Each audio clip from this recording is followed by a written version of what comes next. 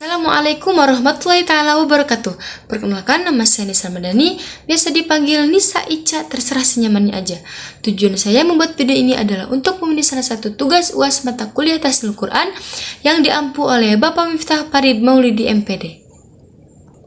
Perlu diketahui bahwa Al-Quran itu bukan hanya sekedar kitab yang dibaca, tetapi Al-Quran adalah wahyu Allah yang diturunkan dengan lafaz, makna, serta bacaan yang terjaga kesuciannya. Untuk menjaga bacaan tersebut, para ulama merumuskan sebuah ilmu, yaitu yang kita kenal sebagai ilmu tajwid.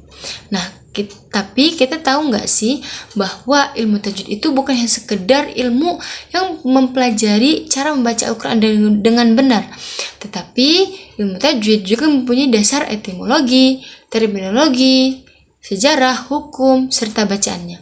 Nah, dalam video kali ini saya akan bahas pengertian tajwid secara bahasa dan istilah, serta sejarah, hukum, dan tujuannya. Tajwid secara etimologi atau secara bahasanya, kata tajwid itu diambil dari bahasa Arab, yaitu jawwada yujawidu tajwidan, diambil dari sulasi majid warna awal bab ketiga, mengikuti wajan fa'ala yufa'ilu taf'ilan, yang artinya membaguskan atau memperindah. Artinya bahwa ketika melafalkan atau membacakan huruf-huruf yang ada pada dalam Al-Quran itu sesuai dengan sifat dan makhrajnya. Secara terminologinya atau secara istilahnya, ilmu tajwid adalah ilmu yang mempelajari kaidah-kaidah bacaan Al-Quran dengan benar, dengan cara memberikan hak dan mustahak pada setiap hurufnya, seperti makhraj, sifat, hukum, serta hukum-hukum bacaannya. Pada masa Nabi Muhammad SAW, Al-Quran itu diturunkan melalui malaikat Jibril dan dibaca dengan tartil. Nabi Muhammad SAW mengajarkan langsung kepada para sahabat.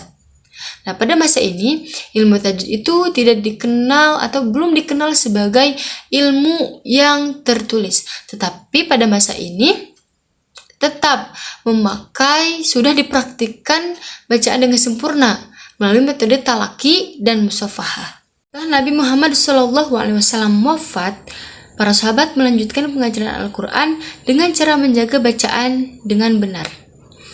Ketika Islam mulai menyebar ke berbagai wilayah, banyak non-Arab masuk Islam sehingga mulai muncul kesalahan bacaan atau lahan.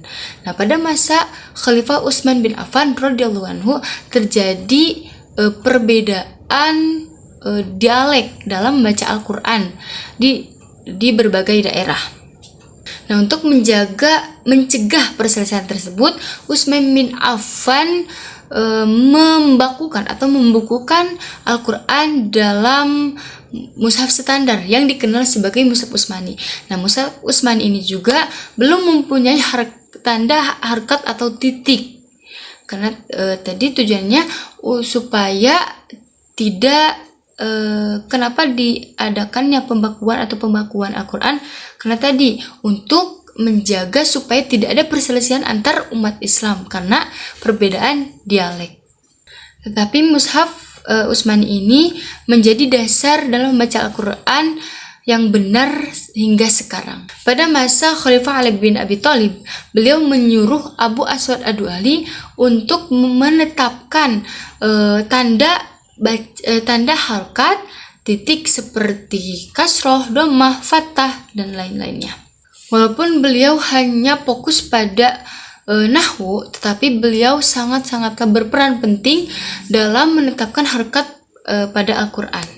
Tabi'in atau pada masa setelah para sahabat, kesalahan dalam membaca Al-Quran semakin banyak seiring meluasnya wilayah Islam. Para ulama mulai membahas dan menjelaskan makhraj huruf, sifat huruf, serta panjang dan pendek bacaan. Inilah dimana ilmu tajwid itu mulai dikaji secara teori. Nah, ilmu tajwid dibukukan dan ditulis secara sistematis pada masa Imam Ibnu Ubaid Al-Qasim bin Salam. Nah, pada masa ini juga dikenal istilah-istilah tajwid seperti idhar, idgham, iqlab, ikhfa, dan mad. Ilmu tajwid mencapai kesempurnaannya itu pada masa Ibnu Al-Jazari, di mana beliau ini yang mengarang kitab terkenal yaitu Al-Muqaddimah Al-Jazariyah. Beliau menegaskan bahwa membaca Al-Quran dengan dengan tajwid itu hukumnya wajib. Nah, pada masa ini kaidah tajwid tersusun dengan rapi sehingga menjadi pedoman utama hingga sekarang. Masa modern atau di masa sekarang, ilmu tajwid diajarkan di pesantren, di madrasah, di sekolah, dan bisa melalui buku, audio, video, serta aplikasi-aplikasi digital lainnya.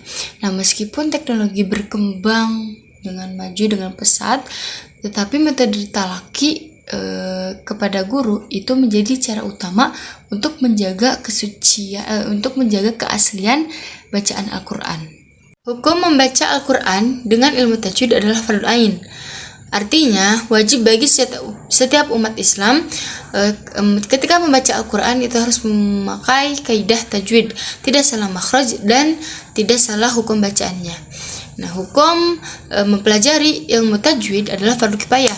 Artinya, hanya sebagian umat Islam yang mendalaminya secara teori. Masuk kepada tujuannya. Nah, apa sih tujuan dari ilmu tajwid? Nah, tujuan dari ilmu tajwid tersebut itu agar membimbing umat Islam itu dalam membaca Al-Quran itu dengan benar, tartil dan sesuai dengan makhraj dan bacaannya, sehingga terhindar dari kesalahan dalam mengubah makna ayat tersebut.